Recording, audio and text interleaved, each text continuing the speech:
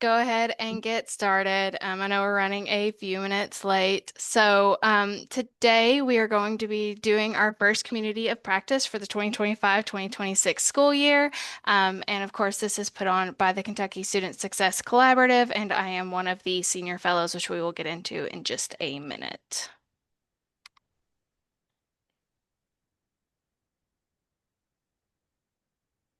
Go ahead and move forward. I was trying, the slide didn't want to work. Okay. Um, It's okay.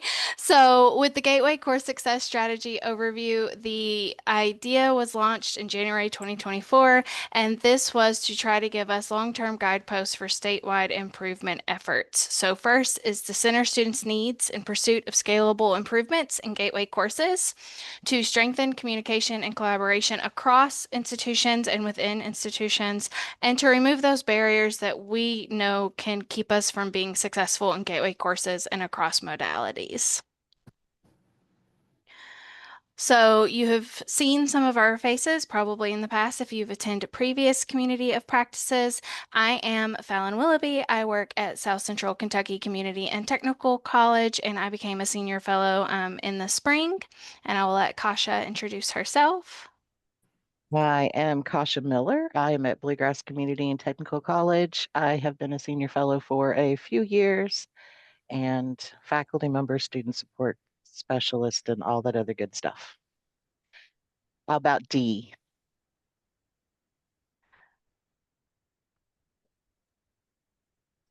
Just Tanya. Yeah. Yep. So I'll go ahead and Okay. run through everybody. So we've got Kanya Allen, who works at Hopkinsville. We have Dee Parker, who works at Morehead State University. John Hall joins us from NKU, and Shane Redmond from EKU. Some of them are also here, and you'll possibly be with them in breakout rooms later when we get to chat. And then, of course, Ashley O'Neill is our esteemed leader. She is our strategy lead from CPE. So today is our first community of practice, and I'm sorry that it got off to a little bit of a rough start, but we're going. So our theme is to really look at student success this year, and so today's is focusing on opening the gate and thinking about building that community for student success. So to that idea, and I kind of already asked you this earlier, but not just in the classroom. What does a sense of belonging feel like for you? So when you think of a sense of belonging, maybe it's playing games with friends and family. So it's one of the things me and my family love to do. We love to play D&D, Yahtzee, Uno, all kinds of different board games. That's what we do, and it really helps to kind of bring about that feeling, right, with your friends and family. So what do you do that brings about a sense of belonging, not just in the classroom, and what does that feel like? And you can shout that out in the chat. And Kasha, I'll let you look at that because I can't see it.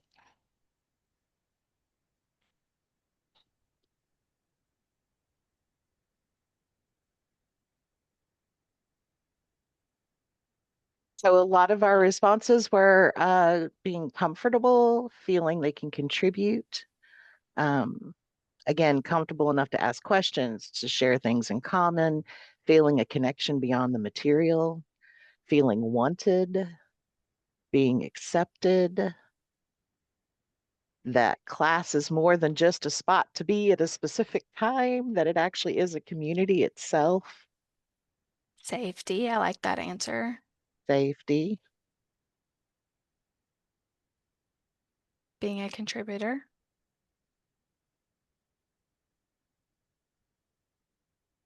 So, where is a place that you feel perhaps the most like you belong? So, maybe it's like I'm from Kentucky, so I love hills and trees and forests. When I get to an area that is all flat, it feels extremely weird and like it's not normal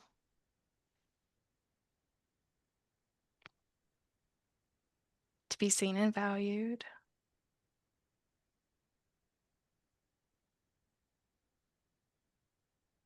Okay, so you can keep shouting those out in the chat, but we got off a little late start, so I'll keep going.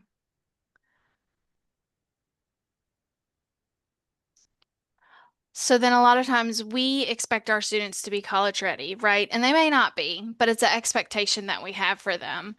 But are we really student ready? So are we engaging them in the classroom? Are we prepared for them to feel isolated or like they don't belong? Do we know how to connect with them to get them in the classroom, to get them to feel comfortable sharing, to help them feel safe or seen? How do we do those things, no matter what the subject is or the course is? How can we involve them in the class and really get them committed to being here and on campus? And why does any of this matter, right? We talk about a whole lot of different buzzwords and different things that we see and think about, but what does that really mean? So, lots of research has shown that grades improve when students feel like they belong in the course, and that less students will drop or withdraw from the class when you try to foster that acceptance and that belonging within your classroom. It also shows that students who took some kind of survey and said that they felt like they belonged were more likely to be retained, and then it also means that they're going to have a higher academic performance. They're going to persist because they feel like they belong on campus, right? Why would they leave it? They want to be here. And then it also helps their mental health. Because if you don't feel like you belong somewhere, you're going to beat yourself up for that, right? So it's going to make everything worse. But if you feel like you should be somewhere, it helps you feel safe. It helps you feel seen. And so that is really great for mental health. And so, how do we promote student belonging? Well, one thing is to have that seamless student experience. You want students to feel like it's easy to get here. Being aware of their mental health and well-being is also really important. But what we're going to focus on is three and four. So that active and engaged learning, um, and the co-curricular and social engagement. So making sure that in our classrooms we are having them be active, that we have small groups for learning, and that we give incentives for faculty to really work on this. And then also engagement options for every student and major to help them build those skills that they need and for them to build community that they can connect to.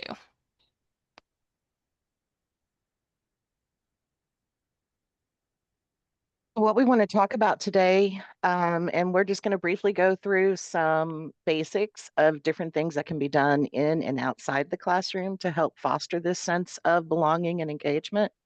And then we're going to do a breakout room where everybody can talk about what it is they do, either in their classroom or at their institution, that helps foster sense of belonging and engagement.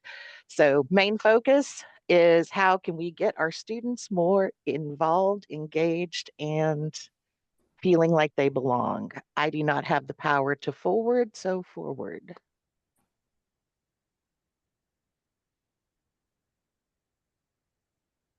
Just to kind of get your brain working on the topic at hand, different things that we know you can do in the classroom or that other people have done, making sure your syllabus is student-centered language, creating a welcome video, especially if you're in an online modality, having all the students introduce themselves, and don't just do a standard discussion board, have them post pictures that represent something valuable or do a different kind of Padlet or something where they can actually be a little creative in how they're doing it. Some kind of icebreaker. Start the course by breaking down fearful barriers if you're in the classroom or not. You know, what do you fear about this class? And by having that, students will hear their fears being said by other students. And so everybody again kind of realizes they're not alone. I've taught math, so there's always a fear there. So this kind of helps break the ice to let everybody know, yes, lots of people in here are anxious about this course or anxious about this topic. And anything you can do to help break down those barriers will also help foster this sense of belonging and engagement. Scroll. How we teach can also help increase engaged learning. Lecture, this is a scale of different types of classroom environments and different types of instruction.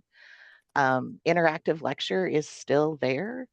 but there's things, the think, pair, share, doing case studies. It's really a matter of how can you take your content that you need them to learn and how can you present it in a manner so that they're not just learning, but they're also engaging with each other and building that community environment. Outside the classroom, we have co-curricular engagement. So co-curricular is a broad, huge component. Even the student well-being kicks into this. So co-curricular engagement is extremely important. We have all this data that says the more students are involved on campus and with the college, the better their success rates, the better their retention rates, the better they're feeling. So we've got to figure out how we get them engaged in outside just the classroom. So co-curricular activities, if it's not a form or a word you're familiar with, like I said, it's very, very broad. It can include specific programs or events sponsored by the college. Tutoring.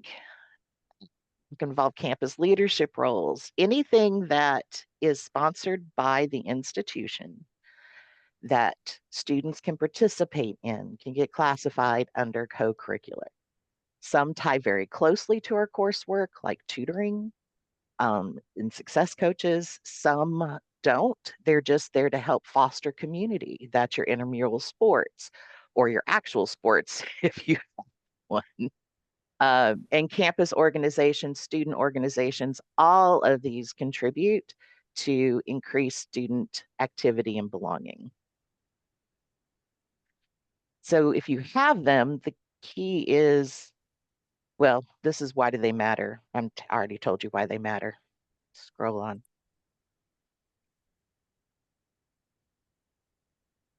So real quickly, because we want to make sure we have plenty of time in our discussion group, some different things to think about with the co-curricular scroll. Or what are some things you can do in the classroom? That's really what we want to focus on. What can we do in the classroom to help promote involvement outside the classroom? So how do we help the students bridge those connections? Do you have students connect with another student in the class, exchange phone numbers, get a study buddy? Do you set aside time in your class for them to just talk to each other and talk about, reflect on the class, reflect on what they're struggling with, set up a time for a study session? Do you encourage this to the point where you're holding them accountable for building connections? A quiz question that says, hey, give me a name of somebody else in the classroom that you work with or know or have spoken with. There's little things we can do inside the classroom that can help promote. This is promoting connection and belonging. I don't know what the next slide is. Yeah. And then ways we can help promote. I was hoping that's what it was. Ways to help promote them outside the classroom. So, are you telling your students about all the different activities that are available to them outside the classroom, all those co-curricular things? Are you giving them links and connections? Are you giving them extra credit for attending? Um, are you putting in discussion board questions or putting your content in a manner that encourage them to go outside and bring it back into the classroom? It's what are you doing to help your students become more engaged? Is there things in your particular classroom that help them, that again, in some cases force or encourage students to go outside the classroom? So that's our main topic today. So what we want to do is go into breakout rooms and we want to hear what you all are doing in your classes or supporting in order to help our students become more engaged at the institution. So we're going to go into breakouts. We have right about 30 minutes and we're going to talk about what we're doing in our classes. And we're also going to have you complete a little, like 2 questions where you can share something and we can come back as a group and we'll do a share out. Hit the next Start. Am button I because I, just I'll go ahead Think and the start them in just a few seconds. No, start the questions. Thank you. Yeah, she animated it, Fallon. We didn't build this. Ashley did. And Ashley's not here to navigate it. So questions we're going to be asking you: how you promote belonging in your gateway course, what are some co-curricular opportunities available at your institution, and have you tried anything new in your classroom to help promote community's sense of belonging or engagement? So that's our focus. And as soon as we get our breakout rooms, we will start chatting.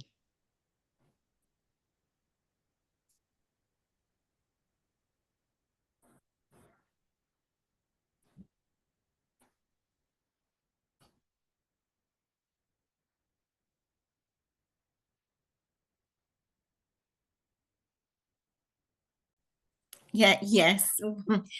I would like to segue and introduce myself. I'm Ashley O'Neill, and breakout discussions there was an idea that you can take back with you and start. As it was said earlier, that school has just started, so it's never too late to create that sense of belonging and community within the class, which hopefully expands to their experience across the campus, because that is super important in helping a student succeed. So again, I hope something was shared today that you can take with you and implement within your classrooms. Within the chat, I just dropped a link for a evaluation. If you click on it, it should take you right to a Microsoft Forms. If you have trouble with it, please let me know. But I would like to thank you for joining the Gateway Course Community of Practice today, as it relates to opening that gate and creating that sense of belonging right off the bat. As Fallon just dropped in the chat also, we hope to see you at our next community of practice, which will be September 26th. So about a month's time, around the same time. And I wish you a nice holiday weekend, lots of football if you're into that, lots of family barbecue as we continue to move on with this great summer, and a nice happy fall semester. So thank you again for joining us on this Friday, and we will see you next time. Bye. Thank you, everyone. Bye.